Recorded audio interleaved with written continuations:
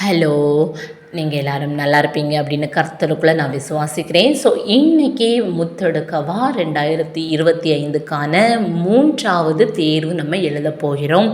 ஆனால் நான் உங்கள்கிட்ட எல்லாத்துட்டையும் சொல்லியிருக்கிறேன், நான் உங்களுக்கு கமெண்டில் ஒரு டெலிகிராம் சேனலுடைய லிங்க் பின் பண்ணியிருக்கேன். ஓகேவா? யாருக்கெல்லாம் யூடியூப் பார்த்து எனக்கு டெஸ்ட் அட்டன் பண்ண முடியாதுன்னு நினைக்கிறீங்களோ, நீங்கள் அந்த டெலிகிராம் சேனலில் போனீங்க அப்படின்னா சரியாக 2 மணிக்கு உங்களுக்கு அதில் கொஸ்டின் பேப்பர் நான் போட்டுருவேன். ஓகேவா? நீங்கள் ஒரு நோட் எடுத்து அதில் நீங்கள் எழுதுங்க. அப்போ தான் நமக்கு நம்ம பண்ணக்கூடிய தவறுகள் தெரியும். ஆன்சரை நம்ம பார்த்துக்கலாமே அப்படின்னு நீங்கள் நினைக்காதுங்க. நல்ல மதிப்பெண் எடுக்கணும், ப்ரைஸ் வாங்கணும் அப்படின்னு நினச்சிங்கன்னா ஒரு நோட் எடுத்து அந்த இதை எழுதுங்க. நான் எல்லாத்துட்டையும் கேட்டேன், உங்களுடைய மார்க்ஸ் எவ்வளோ அப்படின்னு கமெண்ட் பண்ணுங்கள், நீங்கள் நேர்மையாக டெஸ்ட் எழுதுங்கன்னு. ஆனால் இந்த இது 3வது தேர்வு, இதுவரை 2 தேர்வு எழுதியிருக்கு. ஒரே ஒருத்தவங்க மட்டும்தான் அவங்களுடைய மார்க்கை எனக்கு அனுப்புனாங்க. ஸோ அவங்கள நினச்சி நான் கடவுளுக்கு நன்றி சொல்லிக்கிறேன். ஓகேவா? ஸோ நீங்கள் எனக்காக இல்லை, உங்களுக்காக படிக்கணும் அப்படின்னு நினச்சிங்கன்னா நீங்கள் படிங்க. ஓகேவா? ஸோ டெஸ்ட் நீங்கள் டெலிகிராம் சேனல்லையும் நீங்கள் எழுதலாம். அதாவது டெலிகிராம் சேனலில் கொஸ்டின் பேப்பர் போட்டிருப்பேன், நீங்கள் உங்களுடைய நோட் எடுத்து எழுதிக்கோங்க. அதுக்கப்புறமா ஆன்சரை ஒரு அரை மணி நேரம் கழிச்சோ இல்லை ஒரு ஈவினிங் நான் உங்களுக்கு ஆன்சர் அப்டேட் பண்ணிடுவேன். ஸோ அதை பார்த்து நீங்கள் கரெக்ஷன் பண்ணிக்கலாம். ஓகே தானா? ஸோ உங்களுக்கு எது வசதியோ அதை நீங்கள் ஃபாலோ பண்ணிக்கோங்க. யூடியூப்லேயும் ஃபாலோ பண்ணிக்கலாம், இல்லை அதுலேயும் ஃபாலோ பண்ணிக்கலாம். ஸோ இன்றைக்கி டெஸ்ட் 3 பார்க்கலாமா? ஸோ முதல் பகுதி, கோடிட்ட இடம் நிரப்புக. முதல் கேள்வி, எனக்கு பின் வருகிறவர் டேஸ் டேஸ்னாலும் உங்களுக்கு ஞானஸ்தானம் கொடுப்பார். பாஸ் பண்ணுங்க, ஆன்சர் எழுதிக்கோங்க. ஆன்சர் பார்க்கலாமா? பரிசுத்த ஆவியினாலும் அக்கினியினாலும். எனக்கு பின் வருகிறவர் பரிசுத்த ஆவியினாலும் அக்கினியினாலும் உங்களுக்கு ஞானஸ்நானம் கொடுப்பார். பரிசுத்த ஆவியினாலும் அக்கினியினாலும் இந்த 2ம் சரியாக எழுதியிருந்தால் 2 மார்க்ஸ். ஓகேவா? 2வது கேள்வி, பதரையோ டேஸ் அக்கினியால் சுட்டெரிப்பார். பாஸ் பண்ணிக்கோங்க. எழுதிட்டீங்களா? ஸோ ஆன்சர் என்னென்னா அவியாத, பதரையோ அவியாத அக்னியினால் சுட்டெரிப்பார்.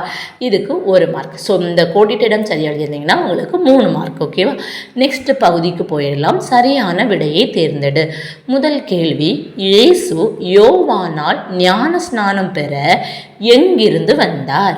ஆப்ஷன் ஏ கலிலேயா, ஆப்ஷன் பி யூதேயா, ஆப்ஷன் சி யோர்தான், ஆப்ஷன் டி நாசரேத். பாஸ் பண்ணிக்கோங்க. ஆன்சர் எழுதிட்டிங்களா?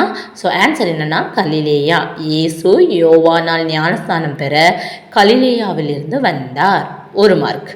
2வது கேள்வி, எது புறாவை போல இறங்கினது?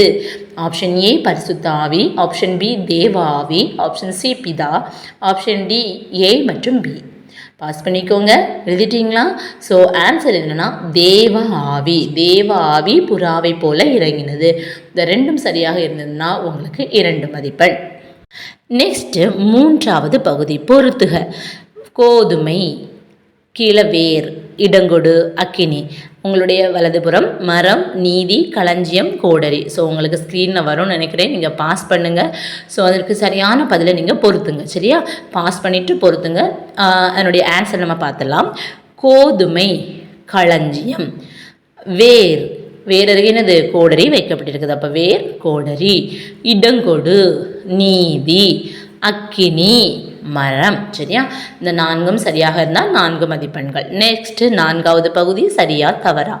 முதல் கேள்வி, இயேசு ஞானஸ்தானம் பெற்று ஜலத்திலிருந்து கரையேறின உடனே மேகம் அவருக்கு திறக்கப்பட்டது. பாஸ் பண்ணிக்கோங்க. சரியா தவறா? தவறு அப்படின்னு சொன்னால் அதுக்கு சரியான பதில் என்னன்னு நீங்கள் ஞாபகத்தை வச்சுக்கோங்க. சரியா? ஸோ இப்போ இயேசு ஞானஸ்தானம் பெற்று ஜலத்திலிருந்து கரையேறின உடனே மேகம் அவருக்கு திறக்கப்பட்டது என்பது தவறு. அவருக்கு திறக்கப்பட்டது எது? வானம். 2வது கேள்வி, தூற்றுக்கூடை அவர் களத்தில் இருக்கிறது. சரியா தவறா? பாஸ் பண்ணிக்கோங்க. இது ஆன்சர் என்னென்னா தவறு. ஏன்னா தூற்றுக்கூடை அவர் கையில் இருக்கிறது. ஸோ இந்த 2ம் சரியாக எழுதியிருந்தீங்கன்னா 2 மார்க்ஸ் போட்டுக்கோங்க. நெக்ஸ்ட் 5வது பகுதி, குறுக்கெழுத்து புதிர். முதல் கேள்வி, டேஸ் பாம்பு குட்டிகள் என யோவான் அழைத்தார். பாஸ் பண்ணிக்கோங்க. ஆன்சர் எழுதிக்கோங்க. எப்படி? விரியன் பாம்பு குட்டிகள் என யோவான் அழைத்தார். 2வது, யோவான் டேஸ் உடையை தரித்திருந்தான். பாஸ் பண்ணிக்கோங்க. எழுதிட்டிங்களா? ஒட்டக மயிர். ஸோ இப்போ ஒரு 2ம் சரியாக எழுதியிருந்தீங்க அப்படின்னு சொன்னால் உங்களுக்கு 2 மதிப்பெண். ஓகேவா? நெக்ஸ்ட்டு பொதுவினா. விரியன் பாம்பு குட்டிகளை என அழைத்து யோவான் கூறியது என்ன? ஸோ பாஸ் பண்ணிக்கோங்க. உங்களுடைய நோட்டில் இதனுடைய ஆன்சர் எழுதிக்கோங்க பார்க்கலாம். ஸோ பாஸ் பண்ணிவிட்டு நீங்கள் எழுதியிருப்பீங்கன்னு நம்புகிறேன். என்ன சொல்லுவாங்க அப்படின்னு சொன்னால், விரியன் பாம்பு குட்டிகளே வரும் கோபத்துக்கு தப்பித்துக்கொள்ள உங்களுக்கு வகை காட்டினவன் யார்? மனம் திரும்புதலுக்கு ஏற்ற கனிகளை கொடுங்கள். ஆபிரகாம் எங்களுக்கு தகப்பன் என்று உங்களுக்குள்ளே சொல்லிக்கொள்ள நினையாதிருங்கள். தேவன் என்று கல்லுகளினாலே ஆபிரகாமுக்கு பிள்ளைகளை உண்டு பண்ண வல்லவராயிருக்கிறார். கோடரியானது மரத்தின் வேரருகே வைக்கப்பட்டிருக்கிறது. நல்ல கனி கொடாத மரமெல்லாம் வெட்டுண்டு அக்கினியிலே போடப்படும். மனம் திரும்புதலுக்கென்று நான் ஜலத்தினால் உங்களுக்கு ஞானஸ்தானம் கொடுக்கிறேன். எனக்கு பின் வருகிறவரோ என்னிலும் வல்லவராயிருக்கிறார். அவருடைய பாதரட்சிகளை சுமக்கிறதற்கு நான் பாத்திரன் அல்ல. அவர் பரிசுத்த ஆவினாலும் அக்கினினாலும் உங்களுக்கு ஞானஸ்தானம் கொடுப்பார். தூற்று கூட அவர் கையில் இருக்கிறது. அவர் தமது களத்தை நன்றாய் விளக்கி தமது கோதுமையை களஞ்சியத்தில் சேர்ப்பார். பதரையோ அவியாத அக்கினினால் சுட்டெரிப்பார். இந்த மாதிரி ஒரு 5, 6, 7 வசனம் கிட்ட வரும். சரியா? அதாவது மத்தேயு 3ஆம் அதிகாரம் 7வது வசனத்துலேருந்து தொடங்கி 11வது வசனம் வரை வந்து முடியும். சரியா?